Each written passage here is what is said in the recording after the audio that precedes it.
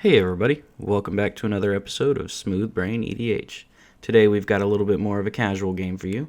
We've got Cameron on Tatyova, Logan on Mogis, Ethan on Breya, and Justin on the newest Omnath.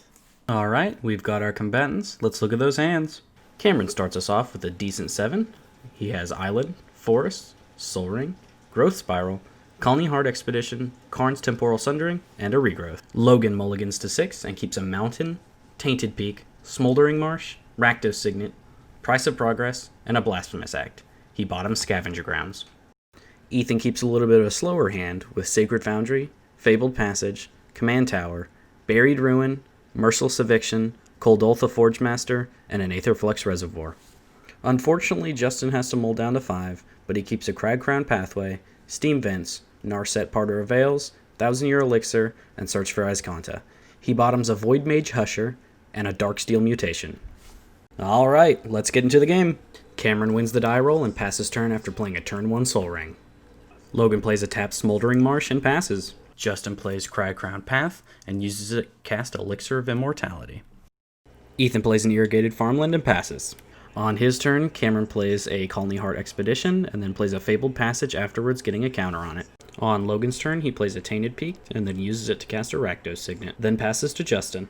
Justin shocks into Steam Vents and casts Search for Azcanta. After that, he passes to Ethan. Ethan plays a tapped Sacred Foundry and passes. On his end step, Cameron finds a basic land with Fabled Passage and gets another counter on Colony Heart Expedition. And on his turn, Cameron plays a basic land, triggering Colony Heart Expedition, and then casts Tatyova. He activates Colony Heart Expedition, searching for 2 lands, and then draws 2 and gains 2. On Logan's turn, he plays a Swamp. I'd like to make 4 mana and play Mogis. Who could have expected that? Not I. Logan passes after that. After taking 2 damage to Mogis, Justin starts his turn off by playing a Lotus Cobra. He gains a mana by playing a land, and then uses it to cast Carpet of Flowers. He then passes to his second main and targets Cameron with Carpet of Flowers. He gains 2 blue mana and casts Narset Parter of Veils after fetching with Wooded Foothills. Ethan is having a rough time and doesn't seem to be able to draw into a card he can cast. He plays Fabled Passage and fetches for an island. Cameron plays a Command Tower on his turn, but isn't able to draw a card off of Tatyova thanks to Narset. He does gain 1 life though, and because of this he swings at Narset. Justin blocks with Lotus Cobra though. Cameron then casts Clever Impersonator, copying Narset. He downticks and finds life from the loam. After that, he passes. Logan plays a Prismatic Lens, and on his end step, Cameron casts Growth Spiral. He draws a card and puts in Blast Zone, gaining 1 life. On his turn, Justin plays a land, casts Omnath, but doesn't draw a card because of the other Narset, and then downticks Narset, finding Abundant Growth. He then passes to his second main and uses Carpet of Flowers to cast Abundant Growth. On Ethan's turn, he plays a Command Tower, and after finally having 4 mana, he casts Aetherflux Reservoir, and passes after that. Cameron drops an Alchemist Refuge. He then activates Narset, and takes Reality Shift. He uses it on Justin's Omnath, who manifests the top card of his library.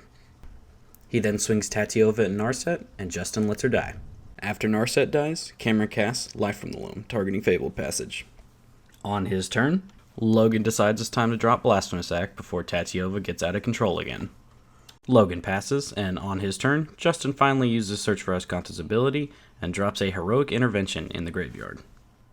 After this, Justin makes 2 white off of Carpet of Flowers and drops Drannith Magistrate. Luckily for the rest of the table, Cameron has Counterspell. I have Counterspell for them. Okay. Wow, blue's a pretty cool color. Very cool. Justin decides to pass after that. Ethan drops a land, casts Azorius Signet, and then casts Breya. He gains 2 Thopter tokens and gains 3 life. On Cameron's turn, he decides to drop Tatyova again. He then plays Fabled Passage and decides to dredge life from the loam instead of draw. Thespian Stage, Verdant Catacombs, and Temple of Mystery are put in his graveyard. After this, he fetches with Fabled Passage, Tatyova triggers, and he drops Teferi's Ageless Insight. Logan untaps and decides now's as good as ever to drop this Price of Progress. And in response, Justin cracks his Elixir of Immortality. Justin only nets 3 damage, Ethan and Cameron take 6, and Logan takes 4. Logan passes to Justin, and Justin just decides to pass to Ethan. Ethan plays Buried Ruin, and then casts everyone's favorite EDH goblin, Dockside Extortionist. He makes 7 treasures, then sacrifices 7 treasures, and casts Ruinous Ultimatum. Justin Desperation Growth spirals, but doesn't find anything, and the spell resolves. Justin was able to put in a Misty Rainforest, though, and let's just say Ethan was very excited to have affected the board state this much. He also gains 3 life. But he's not done yet! He swings 6 at Cameron and drops a Kodaltha Forgemaster, gaining 3 more life. On Cameron's turn, he drops a Reclamation Sage and asks the table what they want gone. They vote on the Forgemaster, worrying he'll just go get Bolas' Citadel and win. After that, Cameron casts Life from Loan, getting back Fabled Passage, Temple of Mystery, and Verdant Catacombs. He then gets even more lands and casts Kodama's Reach, putting an island under the battlefield and a forest to his hand. He then plays Temple for his land for turn, and scries to the bottom. On his turn, Logan plays a Cabal Coffers and passes to Justin. And on Justin's turn, he decides to pull one out of Cameron's bag of tricks and plays his own Tatyova. And then he passes to Ethan. Ethan sacrifices his Dockside to Mogis' trigger. Ethan then casts Felwar Stone and Savine's Reclamation, gaining 3 in the process. He almost picked Dockside, but decided to settle for Fabled Passage. After that, Ethan swings for 6 again, but Rex Sage takes the hit from Breya. He passes. And on his turn, Cameron casts Regrowth, targeting Clever Impersonator. He then casts Clever Impersonator and copies Mogis. Cameron passes, and Logan is reminded that he also has a Mogis trigger on his upkeep. Oh, I don't have anything to do. Mogis trigger. Mogis trigger. Oh, God, no! Logan plays a Thought Vessel and passes. Without much to do, Justin casts a Ghostly Pilferer and passes. Ethan gets another island with Fabled Passage on his end step. And then on his turn, he drops a Mind Stone and follows it up with a Merciless Eviction, exiling all enchantments, getting rid of both Mogis-Eye. He gains 3 life off casting 2 spells, and then swings 6 at Cameron once again. Cameron begins his turn by dropping a Ramanap Excavator, and plays Thespian Stage out of his graveyard. After that, he passes to Logan. Logan recasts Mogis and passes to Justin. And Justin draws off Ghostly Pilferer. After sacrificing Tatyova to Mogis, Justin drops his own Dock Goblin, and he makes 7 of his own treasures. Cameron convinces Justin to not play Omnath again, and he passes. To start his turn off, Ethan cracks Mind Stone. After this, Ethan flashes back Savine's Reclamation, targeting Dockside Extortionist and Mind Stone, and in response, Justin cracks all of his treasures. He still manages to get 2 treasures from it, and then gains a life from Aetherflux as well. He draws another card off Mind Stone, then decides to attack Cameron with Breya again. Ramanap Excavator takes the hit, and then Ethan passes. And on Ethan's end step, Cameron decides to put 3 counters on Blast Zone. And he pops that sucker as soon as he can, which explains why he told Justin not play Omnath. Aetherflux Reservoir and Breya are destroyed. He then casts Nissa's Pilgrimage with Spell Mastery, searching up 3 forests and putting 1 to the battlefield and 2 to his hand. After that, he passes to Logan. Logan, who has been drawing hot lands, plays a Reliquary Tower and passes the turn. Justin sacrifices his Dockside Extortionist to Mogis. He then plays a land and then casts Omnath. Unfortunately, he realized too late that he misordered those. But he still draws a card off the ETB.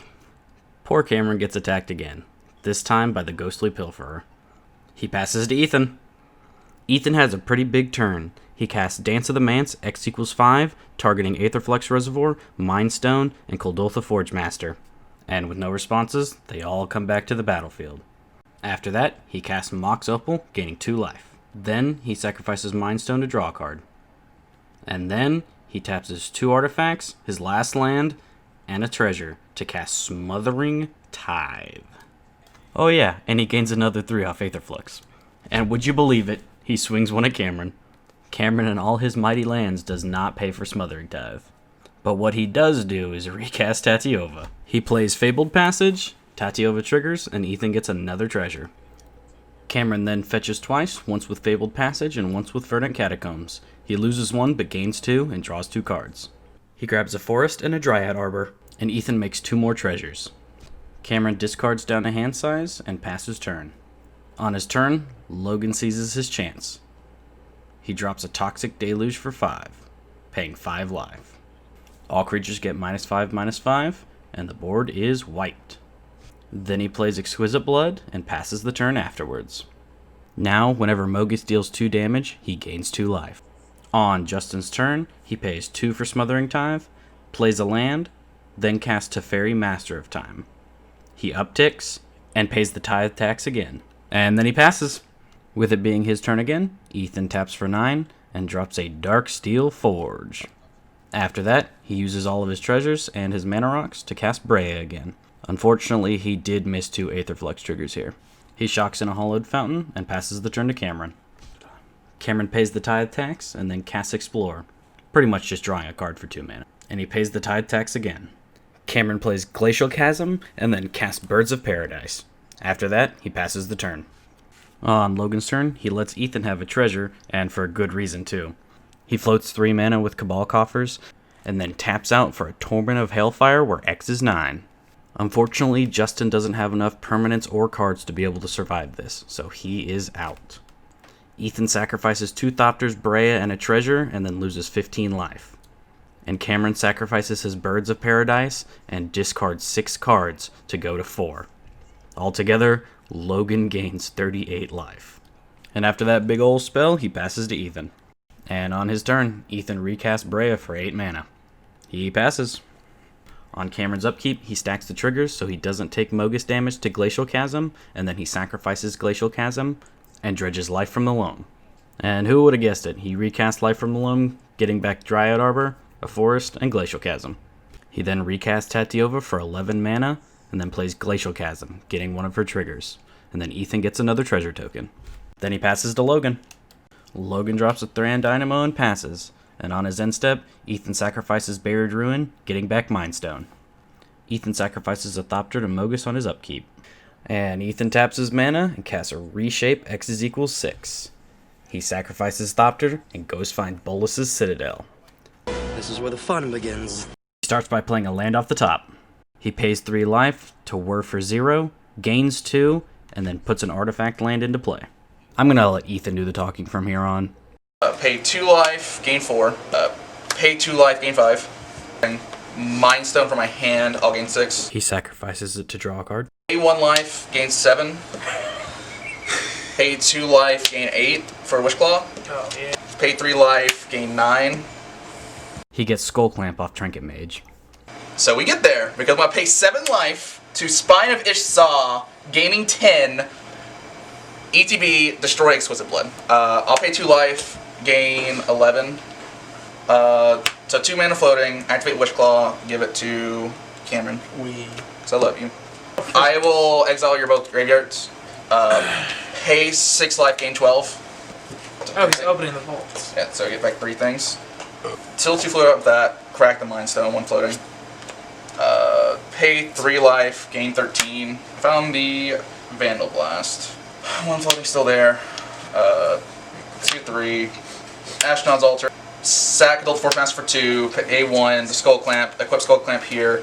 Sack there, get 2 mana, draw 2. So I've got 2 colorless floating still, go to 1 colorless floating. Cast Sahili, Sublime Artificer. Oh, that. Gain, Guns are no longer an anachronism. 14 in life. I gained 14 because I missed putting that ice on it last time. Well, So if you get to over 100 life, you win. Vandal Blast target. Alright, you win. Gain 15. Sacrifice 10 non-land permanent, so 1. What's in the graveyard? 3, 4, 5, 6, You haven't done it yet. 7, 8, 9. Put that like command zone, and 10. Now witness the firepower of this fully armed and operational battle station. And then pay 50. Pay 50 life.